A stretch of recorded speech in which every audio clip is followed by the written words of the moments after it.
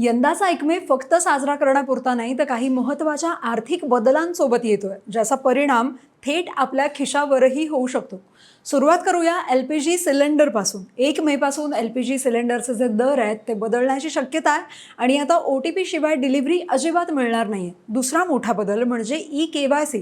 त्यासाठी 1 मे ही अंतिम तारीख आहे. ई-KYC अपडेट नसेल तर तुमच्या व्यवहारांवर निर्बंध येऊ शकतात.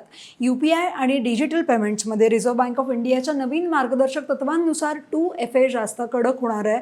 तुम्ही जर ATM वापरत असाल तर कार्डच्या मर्यादेची माहितीही ठेवा, कारण आता कार्डलेस ATM ट्रान्झॅक्शन लिमिट जरी क्रॉस कराल तरी 17 ते 21 रुपयांपर्यंत शुल्क लागू शकतं. तुम्ही क्रेडिट कार्ड युजर असाल आणि तुमच्याकडे SBIचं कार्ड असेल तर SBIनं कार्ड पेमेंट विलंब शुल्कात बदल केला आहे, जो 1 मेपासून लागू होईल, ज्यात कमी रकमेवरही आता चार्ज लागू शकणार आहे. आणखी एक बदल विमा योजनेतला. प्रधानमंत्री जीवन ज्योती विमा योजना आणि प्रधानमंत्री सुरक्षा विमा योजना यांचे प्रीमियम 436 रुपये आणि 20 रुपये तुमच्या खात्यातून ऑटो डेबिट होणार आहेत.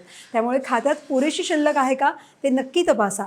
आता नवीन गेमिंगच्या नियमांनुसार कंपन्यांना कडक स्टँडर्ड्स पाळावे लागणार आहेत आणि गेम सर्टिफिकेटचं व्हॅलिडेशन 5 वरून 10 वर्ष करण्यात येणार आहे.